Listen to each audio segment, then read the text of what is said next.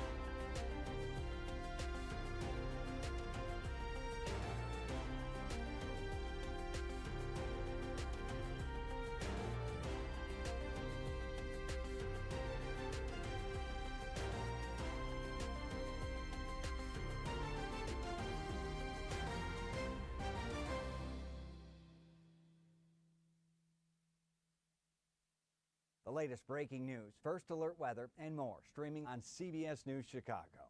Keeping you safer sooner. CBS 2 First Alert Weather.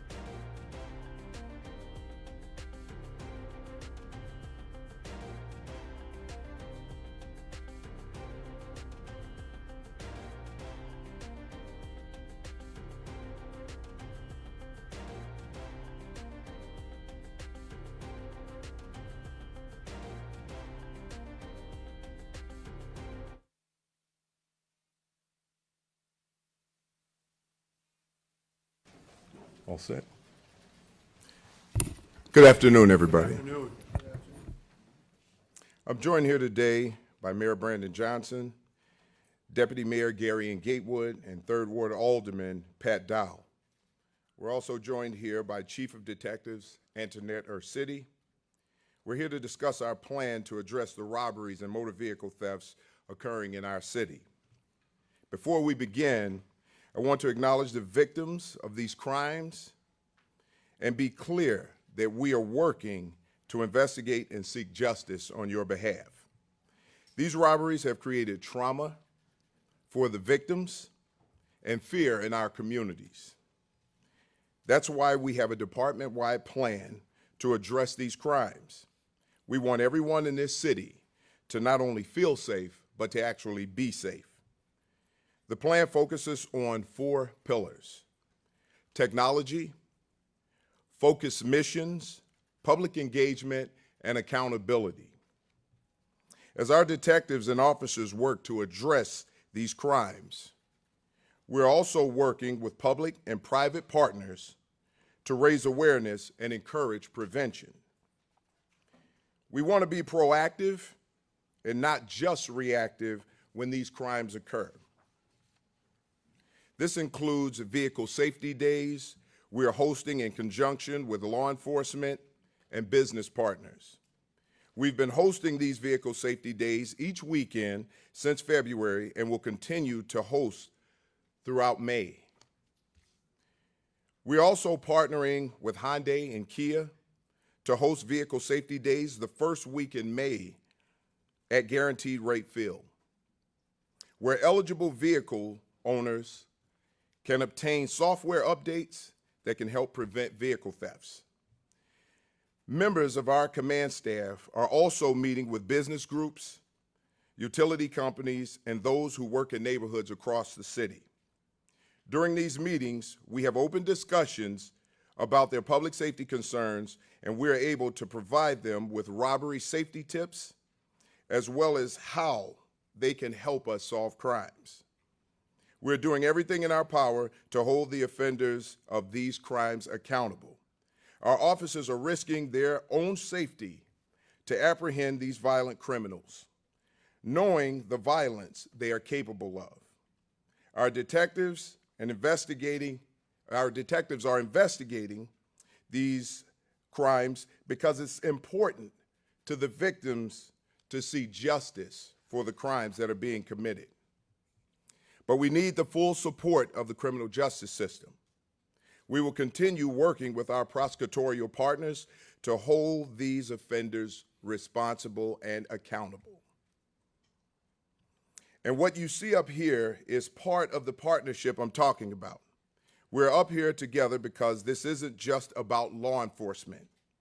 Everyone in government and in the community has a role to play. This goes to the mayor's idea of the full force of government, to have everyone be a part of bringing this city safe streets. Our message is clear. If you commit these crimes, there will be consequences. With that, I'd like to invite Chief Urcity up to give you the overview of the plan.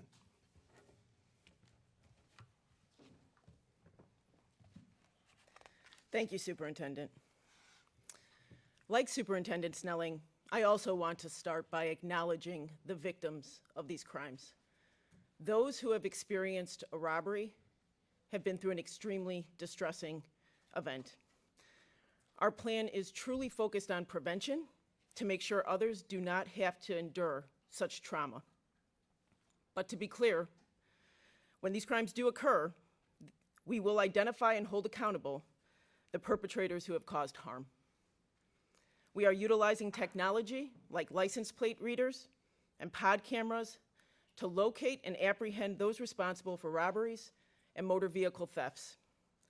Often, our strategic decision support centers are able to observe offenders in real time and relay that information to officers on the ground to take immediate enforcement action.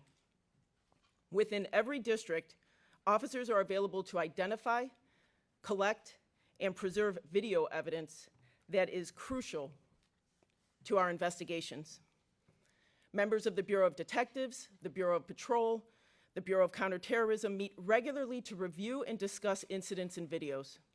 Our patrol and detective leadership weekly direct meetings that are data-driven and focus on identifying where these crimes are happening and who is repeatedly committing them. We're able to use this information to disseminate community alerts to the public, often with video, which can generate information and tips that assist in the investigation. These community alerts are put out in the hopes that those with information come forward, either by calling detectives or submitting an anonymous tip at cpdtip.com. With most of these crimes, someone out there knows something. This information can be vital in solving a case. Discussions in these meetings also help us strategically deploy resources so that we can stop robbery offenders through focused missions.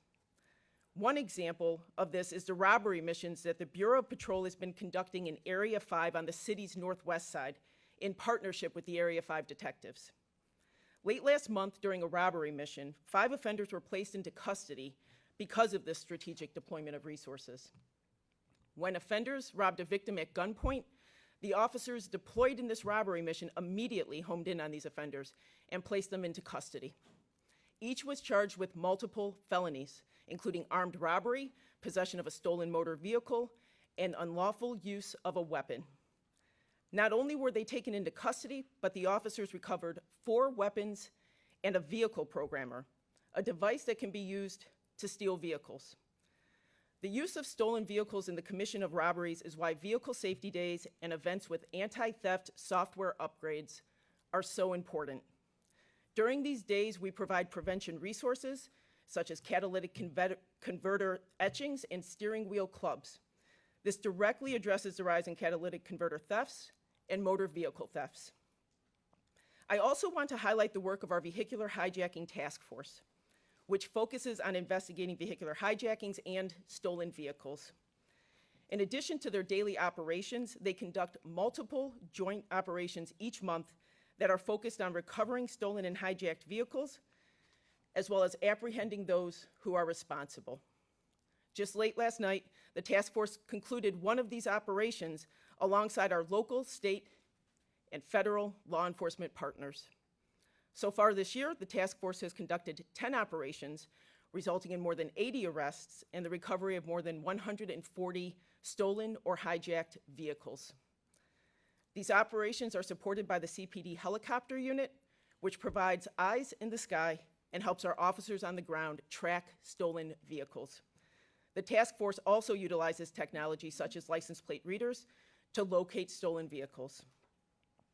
I cannot stress enough the great work our detectives and officers are doing across the department and putting into these investigations and incidents collaboratively with one another and our public safety partners. Ultimately, these efforts are the foundation of strong criminal cases that bring violent offenders to justice, provide closure for victims, and prevent future incidents. Thank you. I'd now like to introduce Mayor Brandon Johnson.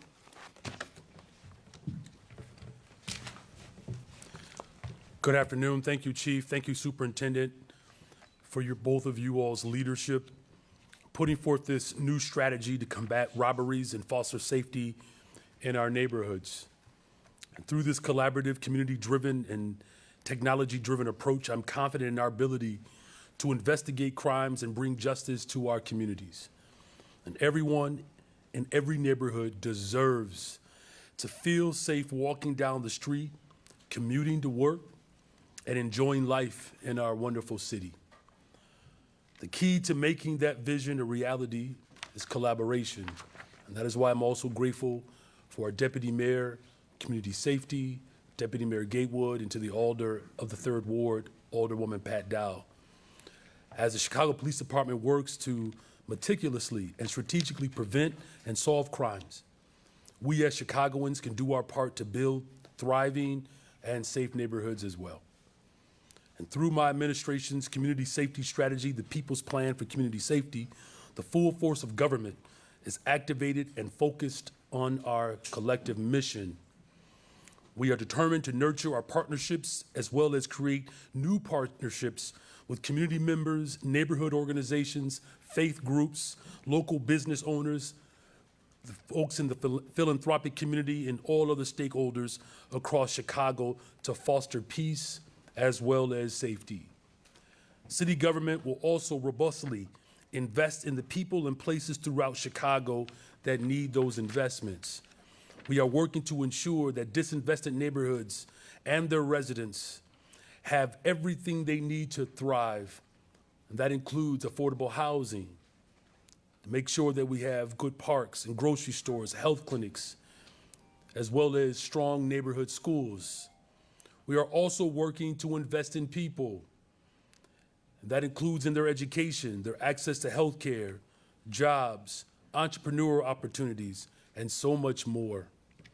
It is no surprise to anyone that the most disinvested areas of our city also experience the highest crimes as well as violence. With sustained investments that address the root causes of crime and with the help of all residents, we will build a safer Chicago. I want to urge and remind our residents that city government and police alone cannot build a safer city. Everyone must join in our effort. Everyone must join in this collective effort, whether that means engaging with community police or looking out for our neighbors.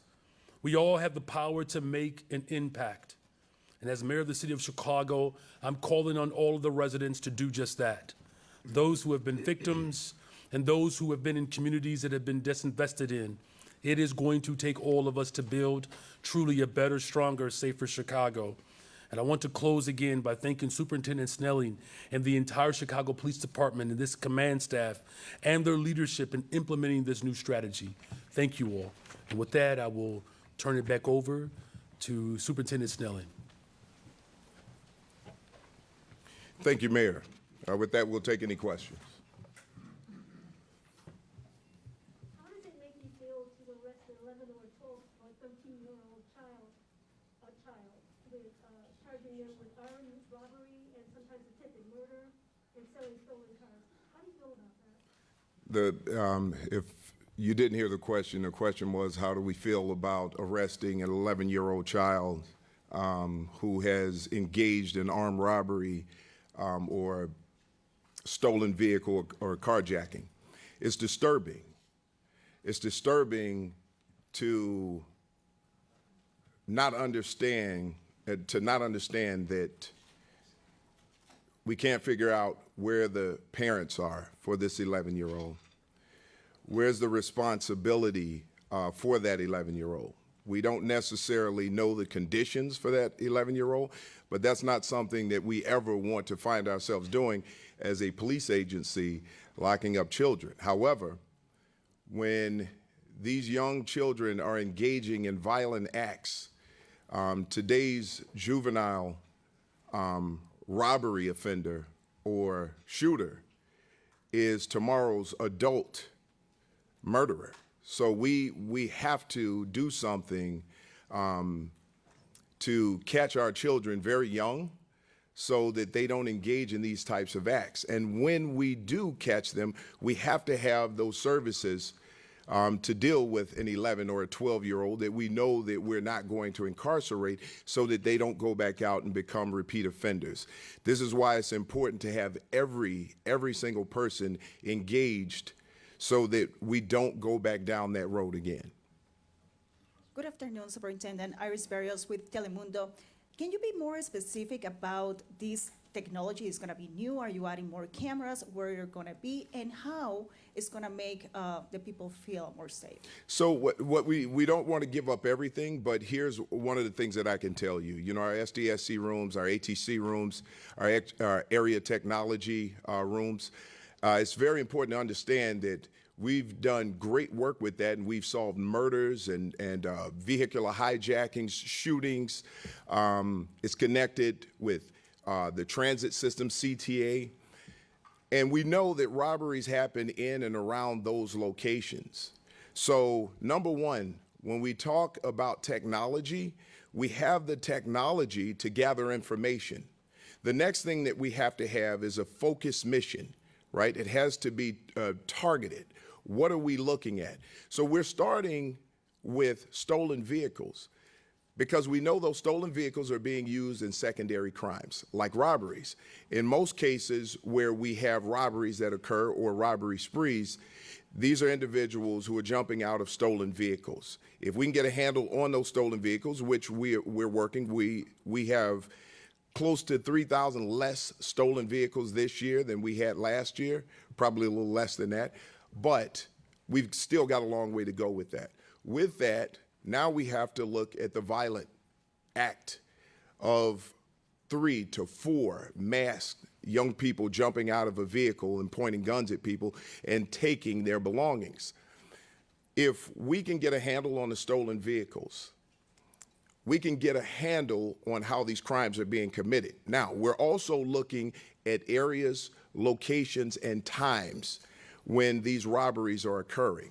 And we want to make sure that we have the right personnel out there to deal with these situations. Obviously, we love to use air support in these situations because most times, even if our officers find these individuals and they're in cars, they flee. That air support will help us follow those individuals without engaging in a full-blown vehicle pursuit. Keeps everyone safe. We can find the location that they end up going into, and if we have to, depending on the circumstances, we may be able to go in, or we can write up a search warrant because we know where they are, we've got them contained, and then we can go in and get them at that point.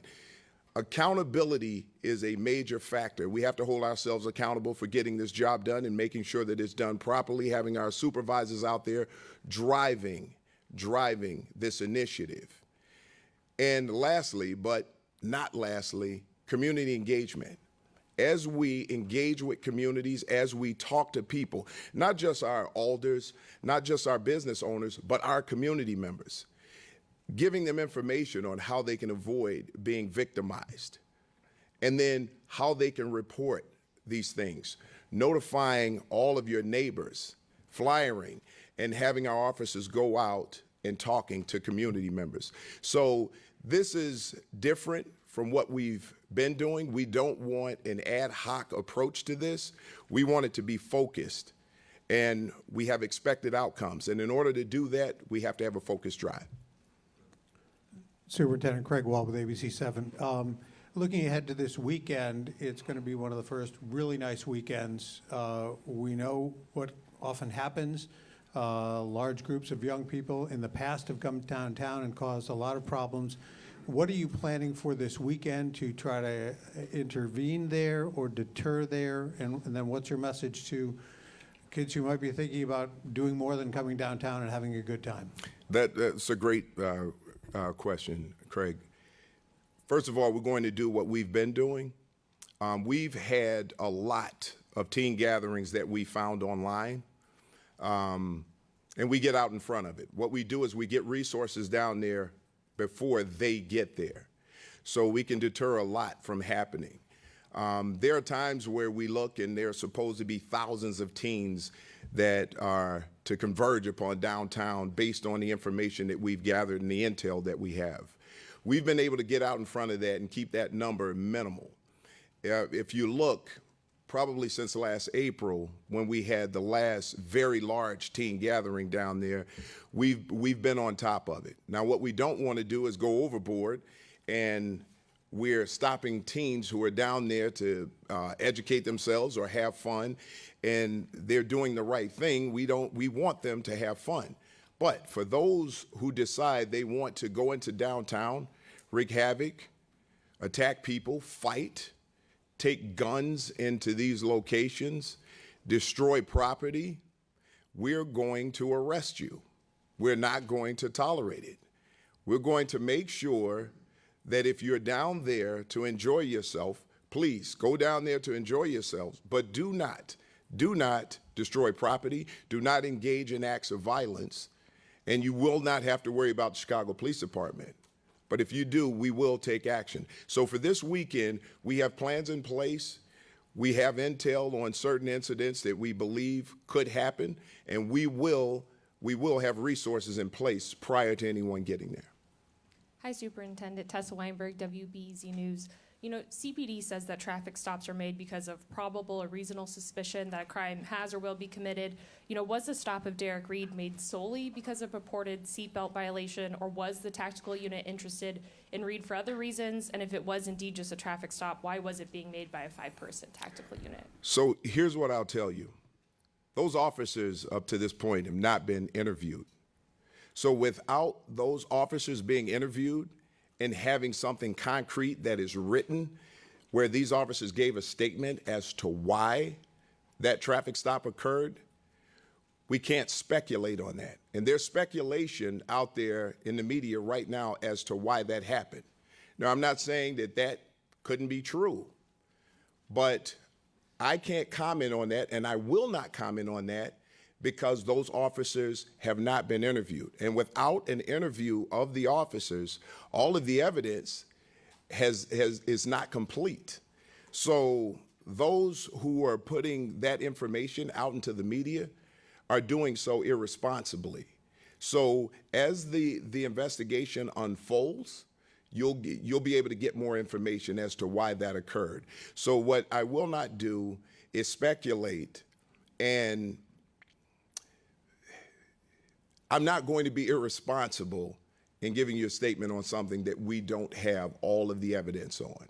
So when that happens, you'll get that information. What I can tell you is that the Chicago Police Department, we are cooperating 100% with the investigation. I believe in the integrity of the investigation, which is why I'll never say anything that's going to sway that investigation or frame people's minds around how that investigation should go. So I'm going to allow that to occur the way that it's supposed to. And when we have more information, we'll be able to provide more. If you can't speak to the specific facts of, you know, Reed shooting, can you just kind of share more details? You've said that CPD so far this year has conducted 46,000 fewer traffic stops compared to the same period a year ago. Can you share more details about, you know, what traffic stops that entails and what officers are doing differently then that's leading to less traffic stops? Well, I can't get into how close to 50,000 traffic stops because today is closer to 49,000 right now at this point. All I can tell you is this, is we have a different focus. My focus is different. My focus is not just about traffic stops. I'm not looking at an old school way of policing and keeping crime down. We have a focused mission, and our mission is to go after those people who are committing violent crimes. So what I can tell you is being down that close to 49,000 traffic stops, we're up 14% in gun arrests, gun recoveries. We're also up in felony arrests. So it tells me that we're trending in the right direction. It takes time for change to take full effect, but we do see change happening. Hi, Superintendent. This is Maria Berreyesa from Univision. So you mentioned you guys are working in conjunction with the law enforcement and also with local businesses. My question is specifically with the community, Hispanic community, sometimes they're afraid to report these robberies. And my question to you is, what's the message for them, and how is this going to work out between local businesses and the police department? That's a good question. And we do know, especially with some of the vendors who have been robbed in I believe it's Little Village, the message is this: the Chicago Police Department, the only thing that we're concerned about is your safety. You should never have a fear of reporting a crime that has been committed against you. So we're not going to go in with any bias. We know that you've been victimized, and we're going to do everything that we can to apprehend the people who have victimized you. Otherwise, it's going to continue. Not only that, they're going to victimize other people. So the help, even from that community, is going to be really helpful in us apprehending individuals who are committing these crimes, and it's going to help make them safer. Hi, Superintendent. Heather Sharon, WTTW News. How are you, Heather? Several weeks ago, you said that COPA had acted with bias and based on individual prejudice involving specific investigations of officers. Given those comments, Are you confident that COPA is handling the investigation into the officers who shot at Dexter Reed appropriately? And what would you say to officers who heard those remarks you made and said, COPA will not treat us fairly in this investigation? Well, first of all, when I was speaking, that wasn't about this investigation. Obviously, this hadn't happened at the time. What I would hope is that the integrity of this investigation isn't jeopardized, which is why you won't hear me comment about what happened. Because I believe in one thing: accountability, transparency. If we have someone within our department who shouldn't be here, then we should do everything that we need to do to remove that individual. Why? Because we have way too many officers doing too many great things out there to have it jeopardized by someone who shouldn't be here. But at the same time, we should let a proper investigation play out, and it should be fair across the board. Nothing and no one should be judged in the court of public opinion.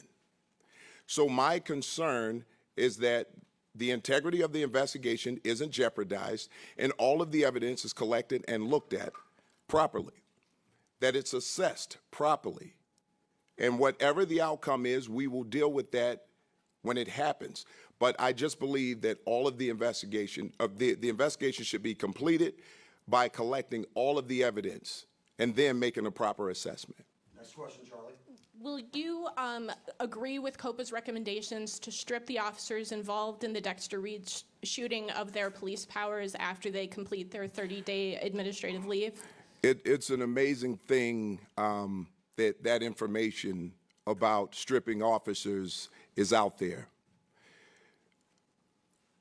When we're talking about a proper investigation and we have not heard from the officers, I will not make a decision to strip officers until that investigation unfolds.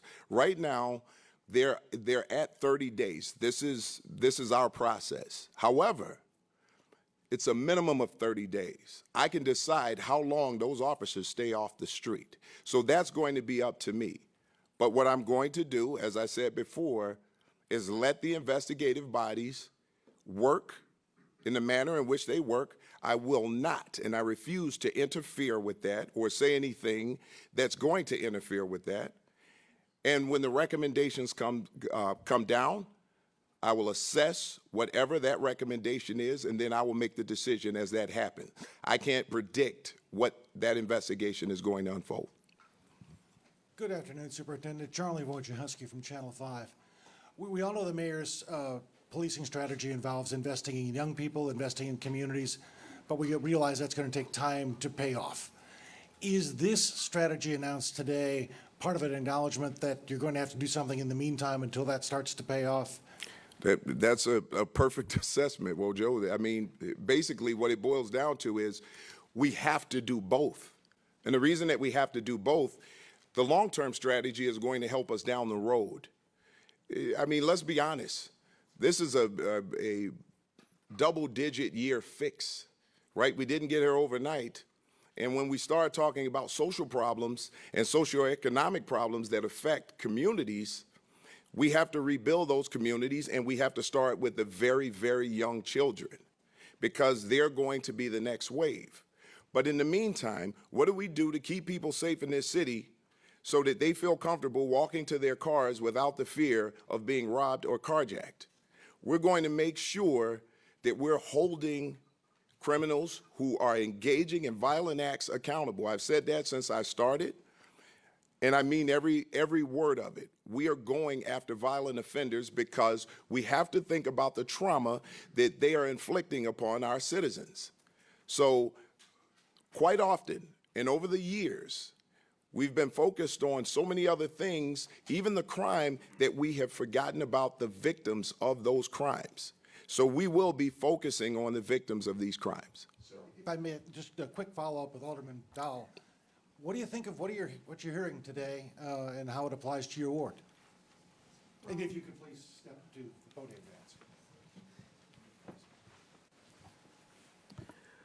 Well, when the superintendent talks about this being, and the mayor talks about this being a collaborative effort, it truly is.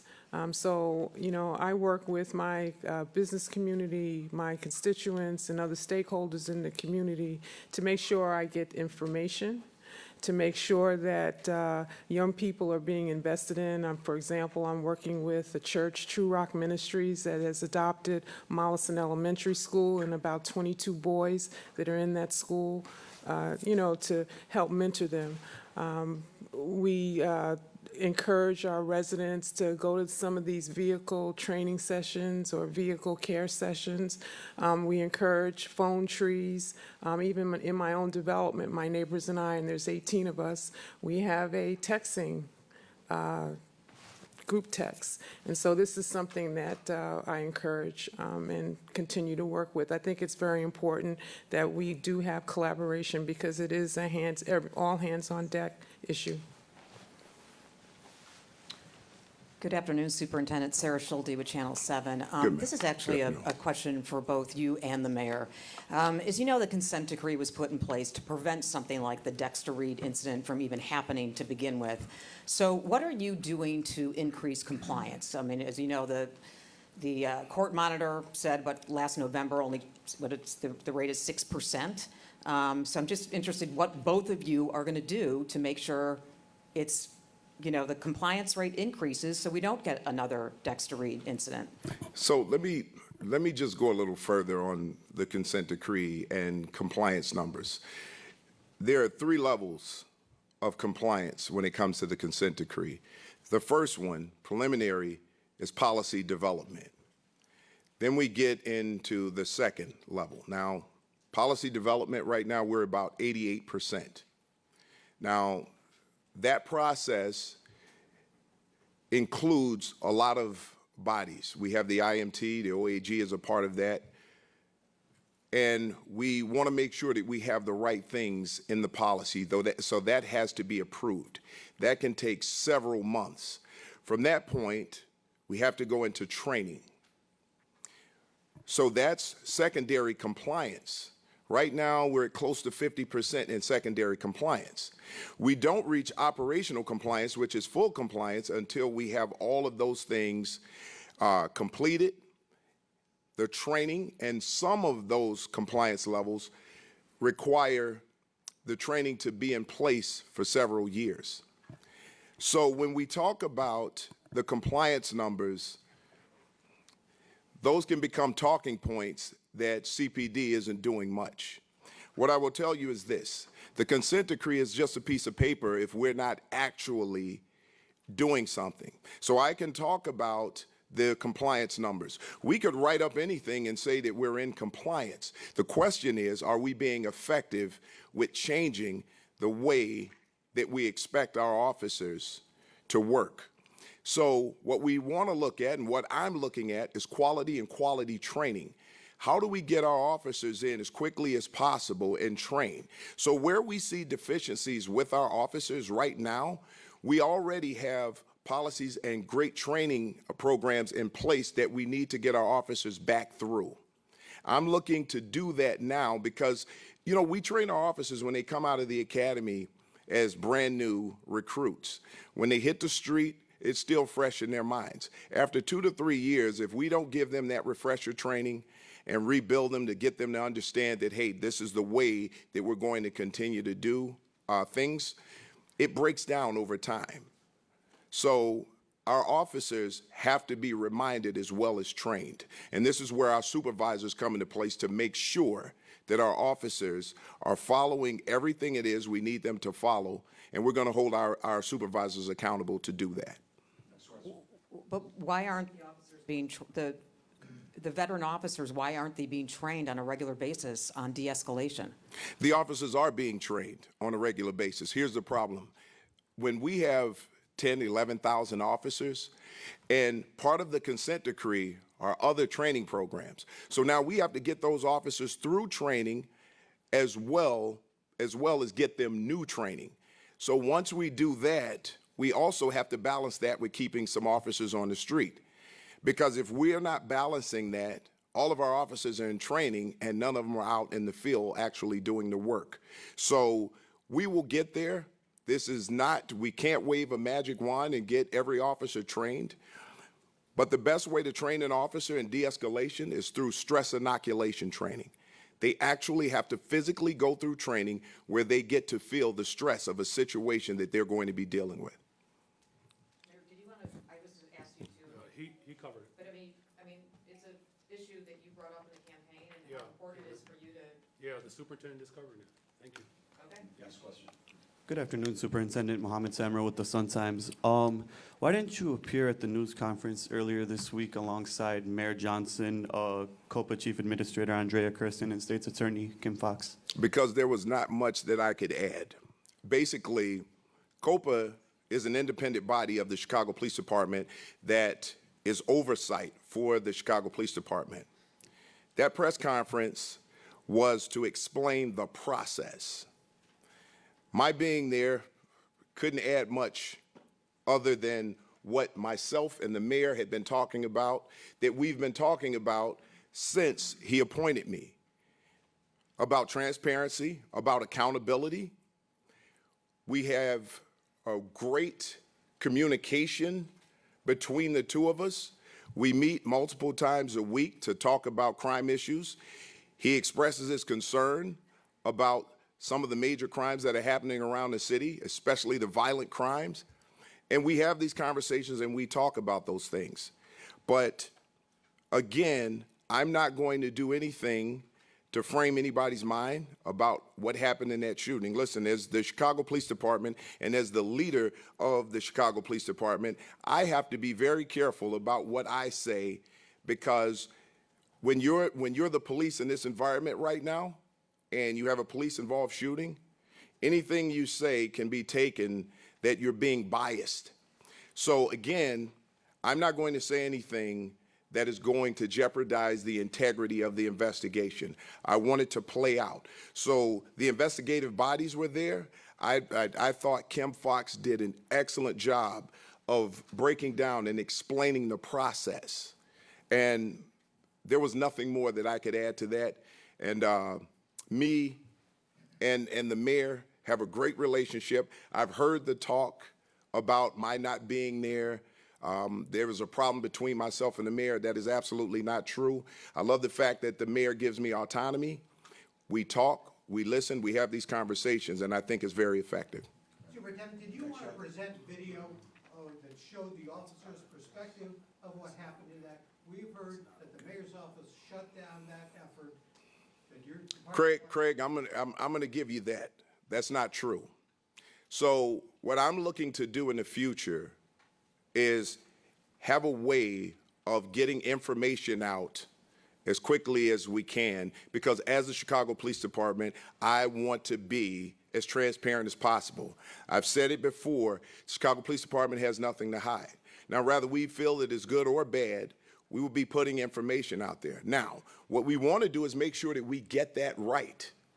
So the first time we do it, we don't roll something out that we don't feel is 100% complete or that's not going to be taken as biased. So we have to make sure that we get it right.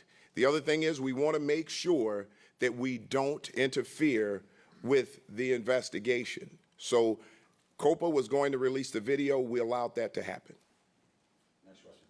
Brandon Eisen with WBBM News Radio, and I'm going to shift gears a little bit with a question from my newsroom, mostly for the mayor. And with the $70 million coming for, that you're asking for the migrants' additional funding, since we're at CPD headquarters, is there anything concerning public safety involved with that? I know that I hear from the migrants directly that there are times where they are experiencing crimes against them within the shelters. And then there's also, from their accounts, and I haven't seen anything necessarily coming down the wire in big amounts, but they're going to the nearby stores, some migrants, and choosing to kind of victimize some of the stores in the nearby areas. Is there anything addressing public safety in that $70 million, or is there anything just that you'd like to say about it? Sure. Thank you for that question. And you have the perfect voice for the WBBM, by the way. So since this mission has begun, as everyone in this room knows, we have a governor, the state of Texas, that is determined to create chaos. Because of the structure and the direction of my administration, we have avoided that. From clearing out police districts, airports, creating an operation that's centered around people's humanity. And so over the course of these first 11 months, I've gone to the city council multiple times, $51 million, $150 million in my budget for this fiscal year, including $95 million that, again, all required city council approval. We anticipate that the governor of Texas will continue his tirade against this country. And so a part of my budget structure, we put together some reserves in the event of an expedited flow of more migrants. You know, as far as how it relates to public safety, our deputy mayor, Gatewood, along with the superintendent, including our alders, we have been working collectively, collaboratively to address some of the concerns that you've articulated. You know, but again, you know, in order for you know, this operation or public safety as a whole to reflect the vision that I've set out, it's going to take all of us. As far as specific dollars that would go specifically to public safety, anytime we invest in people, anytime, that builds a better, stronger, safer Chicago. I appreciate the leadership of our superintendent, but as we've said repeatedly, policing alone doesn't get us there. Jails and incarceration hasn't gotten us there. In fact, the investments that we have made already, as the superintendent has spoken to, our public safety strategy is a two-pronged approach, investing in people and places. 35 of the most violent beats in the city of Chicago, where 53% or more of the violence happens in the city of Chicago, there's a 40% decrease in homicides and a 31% decrease in shootings. So we're seeing the effects and the benefits of my investments today. And so it's going to continue to take all of us. Those conversations are ongoing, but I do appreciate the question and your wonderful voice. I hope my voice compares. It does, it does. Okay. Superintendent, COPA had mentioned the tactical team in question in Dexter Reed's shooting had been on the radar for previous behavior. Why is that, and is there any concern or action going forward to keep track of these tactical teams and the work that they're doing? So we have a dashboard, and I'm making sure, and as a matter of fact, I had a meeting with all of our command staff, that we will be checking that dashboard regularly. It's through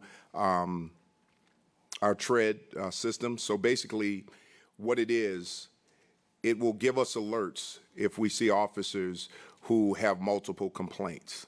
And then at this point, we'll take action based on what we see. It could be training, it could be taking that officer from the street for a while, and then assessing the officer. Does the officer need EAP, some type of help from the things that these officers are seeing? When we think about PTSD that officers deal with on a daily basis, what's troubling this officer? So we'll be able to do a full assessment of this officer. And if we think that this is somebody who shouldn't be in this position or shouldn't be wearing the uniform, we're going to take action on that too. Look, you know, we've got over 11,000 people who work for the Chicago Police Department. You know, not every single person is going to be here faithfully, just like in any other profession. Any other profession, I don't care what it is. I'm sure some of you right now have colleagues that you feel shouldn't be doing the job that they're doing right now and are working unethically. But we, as a police department, have to make sure that we have those people, that we have them on the radar and that we take action. But that doesn't mean that every single officer, because you see some complaints against them, that they're bad officers. We just have to make sure that we find out why these officers have complaints against them. And if we see patterns of behavior, we absolutely need to address that, and we will address it. But what I can tell you is this: communication would be appreciated. I don't believe that if we see something of that nature, that we shouldn't reach out to the heads of departments and talk to them about the problems that you're seeing. So I believe that we're all in professional roles, and we should be professional with each other. Is that new? That's a new thing you guys are doing? It's something that we just recently created, but it's been there for a little while, but we're making sure that there's accountability wrapped around it. Kyle Mazza, UNF News. Thanks for doing this news conference. So in the wake of the Dexter Reed shooting, how do you assure the general public at large that they won't be the next targets of police behavior if that does turn out to be the case? How can they feel safe? And Mayor, regarding ShotSpotter, it's been a technology that's been detecting gunshots and allowing police to go to the crime scenes quick and maybe save a life. You did promise that you would be phasing that out, but in cities such as New York City and here in Chicago, the ShotSpotter technology does do positive things. So why do you think it's a negative thing in your view for the city? And Superintendent, has ShotSpotter been a collective tool for the city? Well, let me start with your first question. Your first question is, how do we assure the public that our officers are going to police effectively and fairly? Right now, I'm doing a full assessment of everything. So everything that we see, we read, or complaints that we get in, we're taking seriously. One of the things that I'm coming up with right now is a dashboard. And that dashboard is going to be for transparency. You'll be able to go into that dashboard and see everything that's going on within the Chicago Police Department. We will have that posted. I don't have a timeline on that right now, but at least in a couple of weeks, we're looking at getting that thing posted. Here's what I'll tell you, and I'll say this about ShotSpotter. Look, when it comes to ShotSpotter, I've seen our officers get to locations quickly, and I've seen them save lives. And this is one of the things that we don't highlight enough, the life-saving efforts on the part of our police officers. We're quick to put it out there when an officer looks bad or an officer is engaged in something he or she should not have engaged in. But when we look at the effectiveness of what our officers have done to save lives, I'm going to be doing a lot more to get that information out to people. But look, this is something right now that's in City Council. I don't make those decisions. So whatever happens, the Chicago Police Department is going to work around it, and we're going to make sure that we keep people safe. So. Yeah, thank you, UNF. All three of your questions in one. It was impressive. The data points around ShotSpotter were very clear. And what I've said repeatedly is that it's going to take more than just technology. Investing in communities is what my vision is for the people. The difference between Chicago and particularly neighborhoods that I'm speaking of where the violence is most pervasive, those neighborhoods and other places around the world and around the city, quite frankly, that do not have the gross inequity that exists in those neighborhoods, there's been investment. It's not a coincidence that where poverty, school closures, of mental health care services, the lack of jobs, the lack of access to reliable transportation, it's affordable, child care. If you're not offering those in communities, then you're providing a very petite approach towards what I have as a quite better, stronger, safer Chicago means investing in people. The decision has been made, and I'm looking forward to our continuous work with the superintendent, community organizations, business leaders, the philanthropic community, our neighbors as well, be a part of this long-standing that, quite frankly, that people have desired in this city for a very long time. Administrations of the past have not been as focused as I have been on getting at the root causes of violence. Without sounding like I'm lecturing anyone, a generation ago, President Johnson said we have to get at the root causes of crime, and he was mocked. The governor of Alabama accused President Johnson of saying that crime exists in this country because a black child did not have enough water to eat. This particular generation is going to reject the type of racist ideology to prevent government from investing in people. Safe communities require investment, and that is what I am doing. Quinn Myers from Block Club. Hey, Quinn. Superintendent. How are you? Question about pursuing and apprehending robbery suspects. Last fall, we saw a lot of the reports and heard at CAPS meetings of officers who deferred to the state police, in part because they say they have a less stringent vehicle pursuit policy. Is there a de facto policy here to rely on state police to apprehend suspects in chases that don't pass the so-called balancing tests that your officers have to follow? No, not involving the state police. If the state police are near and they can engage, it's helpful. One of the things is during vehicle pursuits, if someone hits the expressway, let's say the Dan Ryan Expressway, that's the jurisdiction of the state police. So if the state police know that this is going on, they can take it up. The other issue is, as you know, we've procured 3 new helicopters. They're supposed to be coming in shortly. We should have the 429 prior to the DNC, and that's the plan to have it there. But that air support helps us a lot with vehicle pursuits. We do have to be very careful as to how we pursue people, because one of the things that people don't understand is in our desire to capture this violent criminal, someone who has just committed a violent act, when they are fleeing, they don't care who they hurt, who they injure. And as the police, we have to weigh that balancing test to make sure that we're not pursuing someone that is going to hurt someone. Now, that being said, there are times where we stop and they continue to flee.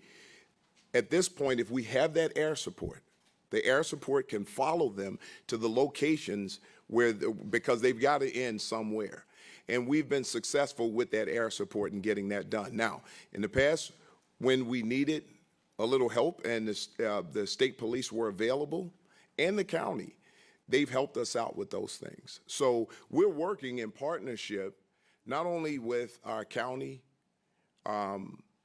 state, but we're also working with our suburban partners, especially when it comes to the robbery missions, because some of these sprees start in the suburbs and they make their way into the city of Chicago.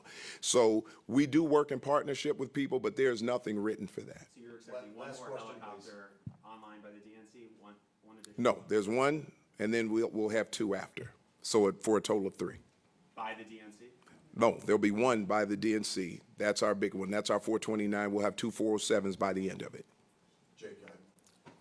Hi, I'm Jake Sheridan from the Tribune. Superintendent, how does a 23-year-old officer end up in a tactical unit in one of the most high-violence police districts in the city? Is that a problem? And for the mayor, how do you respond to the council push to take control over ShotSpotter's future out of your hands? So here's what I'll tell you about that.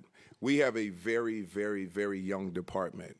During the year of 2020, between 2020 and now, with COVID, civil unrest, we saw a mass exodus of police officers, police officer retirements, and our officers are coming on younger and younger.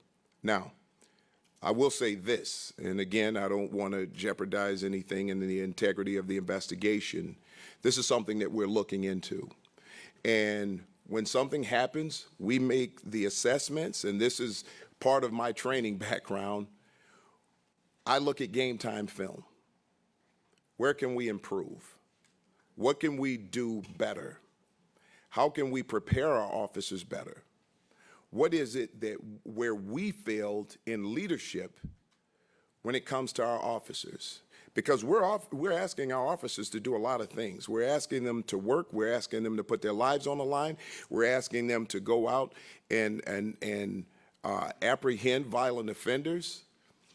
But we're also asking them to go into domestics and have compassion for people. We're also asking them that when they come across children to be compassionate and to be aware that there are people out there who are suffering or maybe dealing with trauma and to not further traumatize them.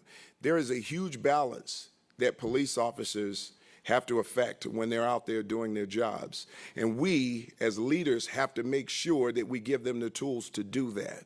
So when we look at certain things within policing and policing strategies where there's a fail, I take that responsibility. Those fails are upon leadership, not just the officers. So we have to take responsibility for our officers, and we have to make sure that we assess anything that we think may have been a problem, and we have to take corrective action for it. Thank you very much.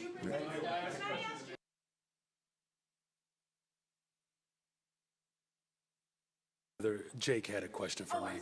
It's okay. I was just out of respect of Jake. Thank you. All right. Is that okay? Is that okay? Oh, wait, I'm sorry. Jake had a question for me. He already asked it. I'm just coming to answer it. It's okay. All right. Thank you for that question.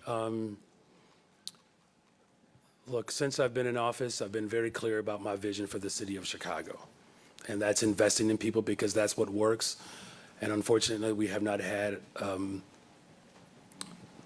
strong fortitude in executive positions in the city of Chicago that have been as focused as I've been on that. And that includes youth employment, paid time off, abolishing sub-minimum wage, the big investments that we're making within our business districts to continue to grow our economy, because that's ultimately what's going to keep the city better, stronger, and safer. You know, I understand why there are some individuals that have a particular proclivity around certain forms of technology. I do understand it, you know, and the agreement between the mayor's office and the Chicago Police Department that power still exists within our space. What I am careful of is that we don't have these ad hoc approaches to how we build a better, stronger, safer Chicago. That is literally the point of this mission here, that our work is to keep the entire city of Chicago safe. Look, are we grateful that at the end of last year that homicides were down and shootings were down?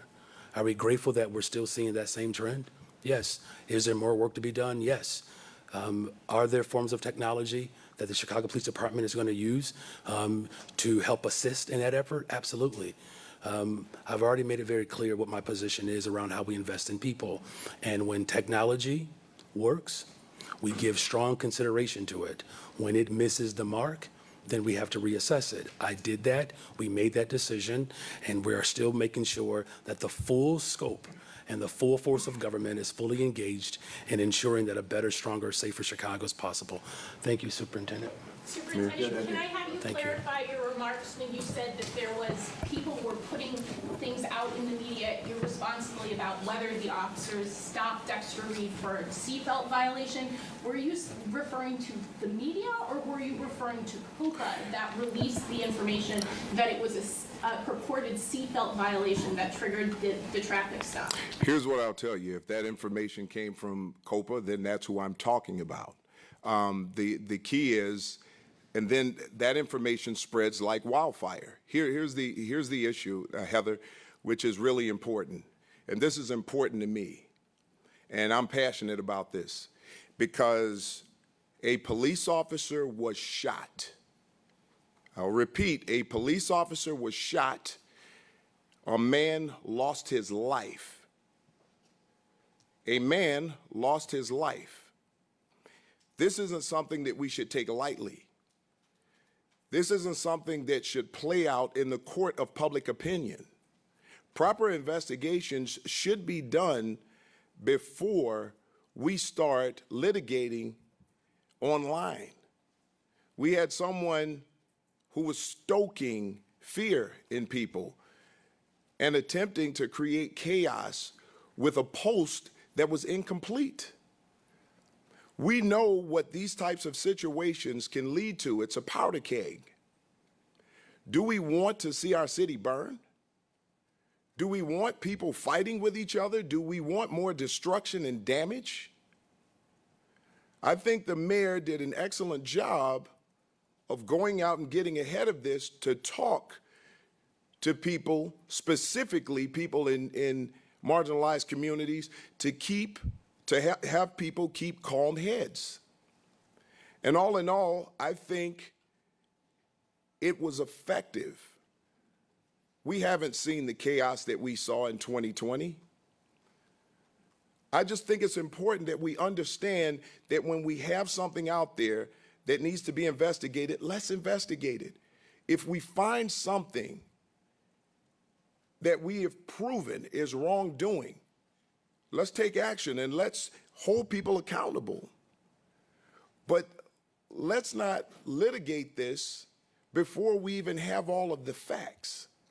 So I think it's important that everybody here understand this.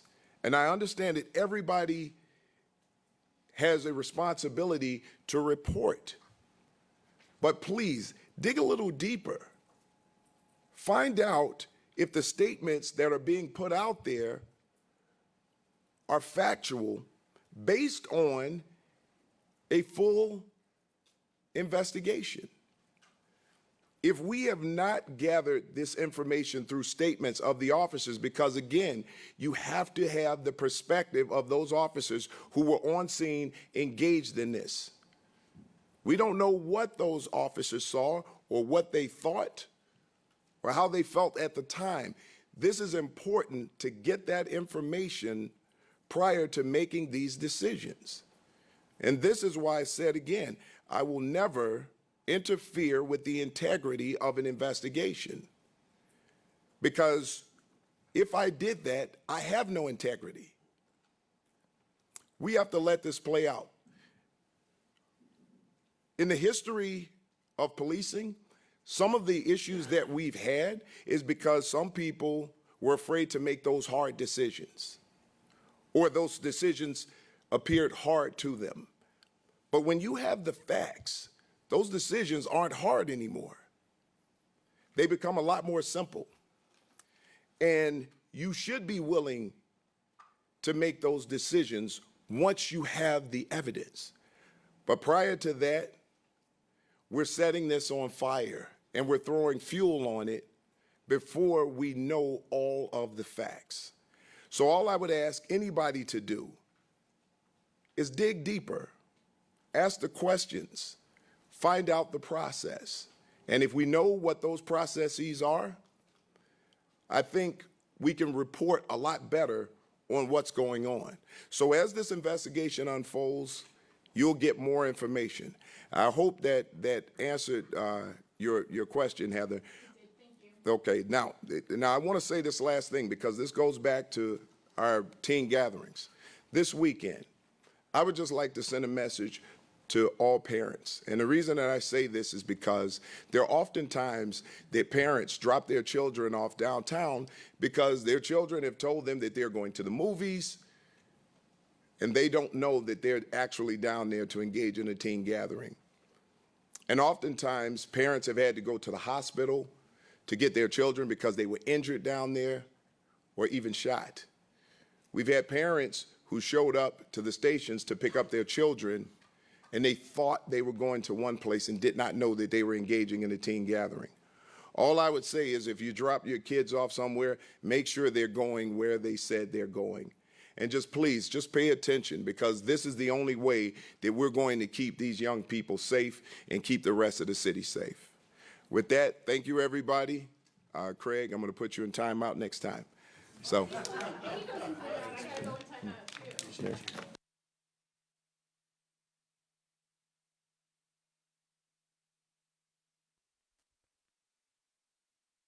This has been breaking news from CBS 2.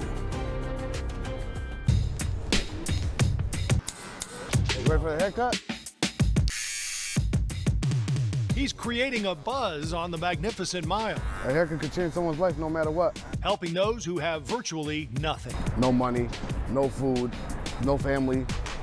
So that's why I'm here, and making them feel like $1 million. I forgot, I look this good. No. Chicago's hidden gems tonight on the CBS 2 News at 10.